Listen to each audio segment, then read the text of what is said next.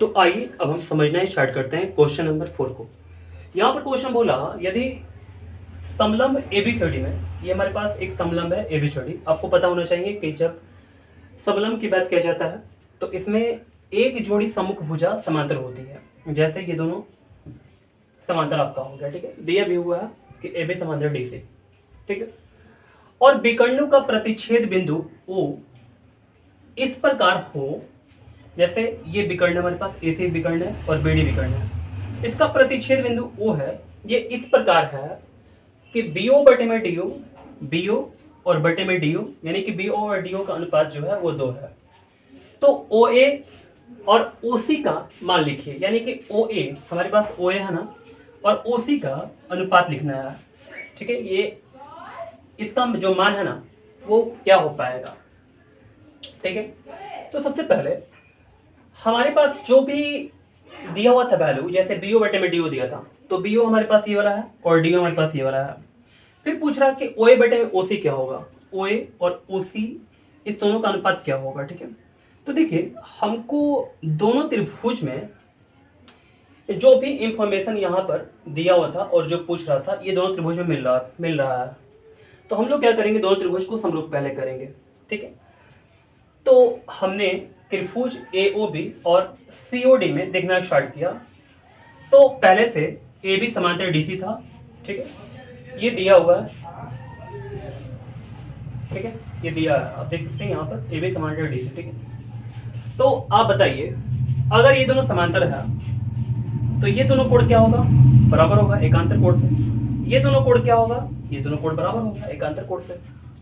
तो हमने बोल दिया कि कोण बी ए ओ, यानी कि बी ए ओ यानी कि ये वाला कोण, और डी कोण डी सी ओ, कोण डी सी ओ यानी कि ये वाला कोण, दोनों बराबर होगा कैसे, एकांतर कोण से। और कोण ए बी ओ, कोण ए बी ओ यानी कि हमारे पास ये वाला जो कोण है ना ए बी ओ, बराबर किसका होगा, कोण सी डी ओ के, कोण सी डी ओ यानी कि ये वाला कोण के, ठीक है। देखिए आपको पता होना चाहिए, थोड़ा सा बताएंगे हम। जैसे दो समांतर रेखाएं होती हैं, एक तिर्यक रेखा होती है, तो ये दोनों कोण बराबर होता है और ये दोनों कोण बराबर होता है। ऐसे करके आप देखेंगे ये दोनों समांतर है, ये तिर्यक है, तो ये दोनों कोण बराबर, ये दोनों समांतर है, ये तिर्यक है, तो ये दोनों बराबर, ठीक है कोण। तो चलिए हमने दोनों त्रिभुज में दो दो कोण को मैचिंग करा दिया, ये वाला इसके इक्वल, ये वाला इसके इक्वल, तो दोनों त्रिभुज क्या होगा, हमारा समरूप होगा, ठीक है। तो मैंने लिख दिया ए ओ, त्रिभुज ए ओ बी समरूप किसके हैं, त्रिभुज सी ओ डी के। कैसे, एंगल समरूपता से, ठीक है। अगर ये दोनों त्रिभुज समरूप है तो क्या होगा, देखिए ओ ए बटे में ओ सी हो जाएगा और बीओ बटे में क्या हो जाएगा, डीओ हो जाएगा। कैसे, सीपीएसटी से, corresponding part of similar triangle, इसके बारे में मैंने पहले बताया हुआ है, ठीक है। तो ओ ए बटे में ओ सी का जो मान हमारे पास है, देखिए इसको पूछ रहा है तो हमने इसको ऐसे छोड़ दिया। बीओ बटे में डीओ जो दिया हुआ है वो 2 दिया हुआ है, तो मैंने यहाँ पर 2 रख लिया, तो हमारा जो आंसर आया वो 2 आ गया, ठीक है। तो उम्मीद करते हैं ये आपको क्वेश्चन अच्छा समझ में आ गया होगा। तो आइए अब हम समझना स्टार्ट करते हैं क्वेश्चन नंबर 5 को। यहाँ पर क्वेश्चन बोला यदि चतुर्भुज ए बी सी डी, हमारे पास एक चतुर्भुज है ए बी सी डी के विकर्ण, इसके जो विकर्ण है एसी है बीडी है, परस्पर ओ पर इस प्रकार प्रतिच्छेद करते हैं, ये दोनों एक दूसरे को ओ पर इस प्रकार प्रतिच्छेद करते हैं कि एओ बटे में ओसी, एओ बटे में ओसी इक्वल टू बीओ बटे में ओडी, बीओ बटे में क्या हो जाएगा, ओडी। तो एबी और डीसी में किस प्रकार का संबंध है, एबी जो है और डीसी जो है, इसमें दोनों में किस प्रकार का संबंध है, मुझे ये बताना है, ठीक है। तो देखिए हमने ए बी और डीसी में संबंध बताने के लिए एक रचना किया हुआ है ईओ। तो अब हम सॉल्यूशन स्टार्ट करते हैं, मैं सब कुछ बताऊंगा ये करके, देखिएगा। चतुर्भुज एबीसीडी के विकर्ण, ये जो एबीसीडी है इसके विकर्ण परस्पर ओ पर इस प्रकार प्रतिच्छेद करते हैं, मैंने इसको अच्छा से लिख दिया, परस्पर एक दूसरे को ओ पर इस प्रकार प्रतिच्छेद करते हैं कि एओ बटे में ओसी जो दिया हुआ है इक्वल टू बीओ बटे में ओडी, ये समीकरण पहला हमारा होगा।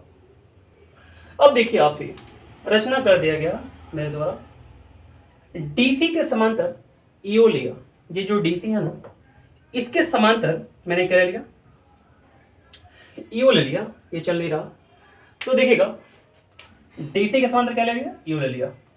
तो आगे देखिएगा आप ध्यान से, हम त्रिभुज देखेंगे, त्रिभुज एडीसी में देखेंगे, एडीसी हमारे पास ये वाला त्रिभुज है। अब आप ही बताइए कि ईओ जो है वो समांतर डीसी है, आप ऐसे बोल सकते हैं कि डी समांतर ईओ या ईओ समांतर डीसी। तो मैंने यहाँ पर ले लिया ईओ समांतर डीसी, रचना से ये मैंने लिया हुआ है। तो अगर ऐसा कंडीशन होता है इस त्रिभुज में, देखेंगे ये दोनों समांतर हो गया, तो ए बटे में डी इक्वल टू एओ बटे में सीओ हो जाएगा। तो मैंने लिख दिया यहाँ पर ए बटे में डी बराबर एओ बटे में ओसी ले लिया हुआ है, एओ बटे में ओसी ले लिया। ऐसा इसलिए लिया ना क्योंकि यहाँ पर एओ है और यहाँ पर ओसी है, तो मैंने यहाँ पर एओ और ओसी ही लिया हुआ है, ठीक है ना, ताकि कुछ आगे चलकर कंफ्यूजन ना हो। तो समीकरण ये दूसरा हो गया, ठीक है, ये पहला समीकरण था, ये दूसरा समीकरण था। समीकरण 1 और समीकरण 2 से देखिए एओ बटे में ओसी, एओ बटे में ओसी, और ये इसके बराबर, ये इसके बराबर, तो ये दोनों ही बराबर, यानी कि बीओ बटे में ओडी, बीओ बटे में ओडी इक्वल टू ए बटे में डी, ए बटे में डी, ठीक है। अब देखिएगा आगे हम इसको पलट सकते हैं, डी को ऊपर ला सकते हैं, ए को नीचे ला सकते हैं, डी को ऊपर, ए को नीचे, तो ओडी भी पलट जाएगा और बीओ भी पलट जाएगा, ठीक है। तो ओडी ऊपर चला गया, बीओ नीचे आ गया, ठीक है। अब इसका पोजीशन कहाँ पर है थोड़ा देखते हैं, डीई कहाँ पर है आपको दिखा, यहाँ पर डी दिखा, ए कहाँ पर दिखा, यहाँ पर दिखा, ओडी कहाँ पर दिखा, यहाँ पर दिखा, बीओ कहाँ पर दिखा, यहाँ पर दिखा, यानी कि ये त्रिभुज में हम लोग एंट्री मार चुके हैं आप। और अगर इस त्रिभुज को आप देखते हैं अच्छा से, तो इतना बटे में इतना और इतना बटे में इतना, ये दोनों बराबर है, तो क्या होगा, यानी कि ईओ जो समांतर होगा वो ए बी के हो जाएगा, ठीक है। ईओ समांतर क्या होगा, ईओ समांतर यहाँ पर ए बी हो जाएगा, ठीक है, मैंने यहाँ पर दिखा दिया। लेकिन ईओ समांतर जो डीसी है, ईओ समांतर क्या है, डीसी है, मैंने पहले संरचना से बताया हुआ था। तो देखिए ईओ समांतर ए बी, ईओ समांतर डीसी, ईओ समांतर ए बी, ईओ समांतर डीसी, तो ए बी समांतर डीसी। तो हम अब बोल सकते हैं अतः ए बी और डीसी एक दूसरे के समांतर होंगे, यही संबंध है, ए बी और डीसी एक दूसरे के क्या होंगे, समांतर होंगे, यही संबंध होगा। आपको अच्छा समझ में आ गया होगा, यही मैं उम्मीद करता हूं।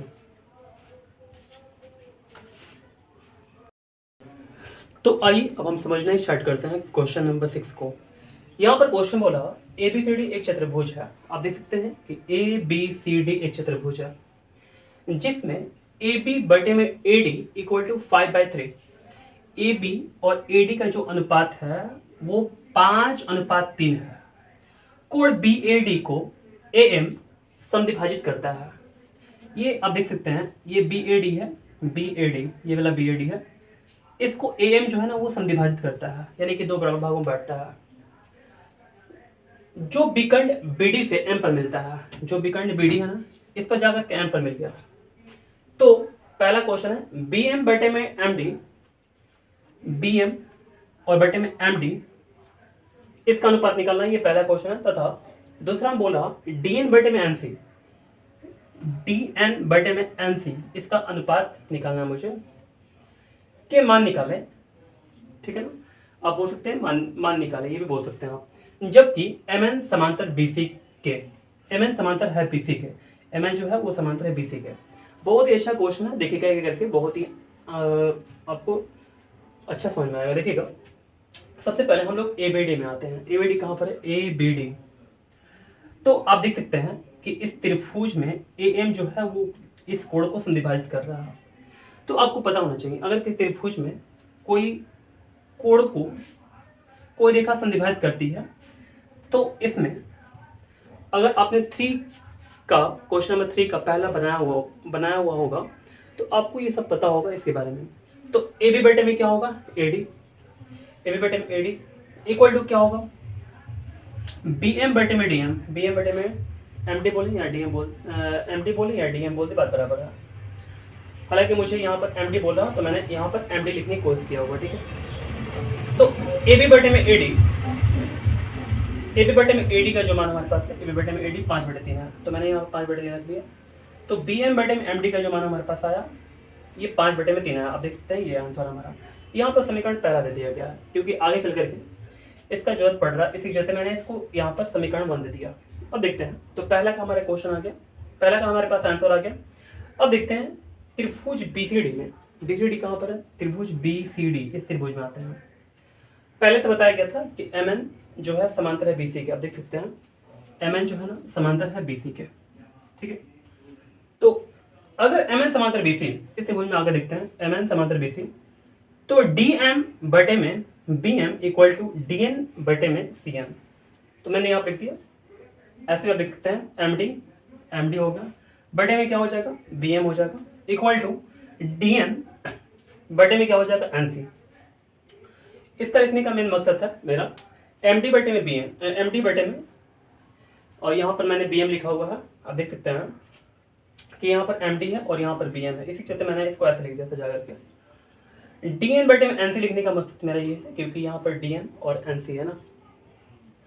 तो यहाँ तक आप बात समझ गए होंगे। चलिए हमने क्या किया, इसको पलट दिया हुआ, तो बी एम ऊपर चला गया, एम डी नीचे आ गया, यहाँ पर एन सी ऊपर चला जाएगा, डी एन नीचे आ जाएगा।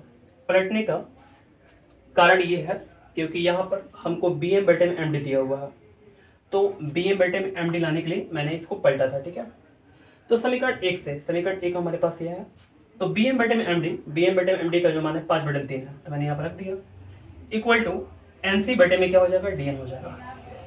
जबकि हमारे पास एन सी बटे में डी एन का मान आया 5/3, लेकिन हमसे पूछा जा रहा कि डी एन बटे में एन सी निकालिए, तो मैं इसको पलट दूंगा, तो डी एन ऊपर चला जाएगा, एन सी नीचे आएगा, डी एन ऊपर चला जाएगा, एन सी नीचे आ जाएगा, तो 3 भी ऊपर जाएगा, 5 नीचे आ जाएगा, 3/5। ये हमारा आंसर है, ठीक है। तो उम्मीद करता हूँ ये भी क्वेश्चन आप अच्छे से समझ गए होंगे।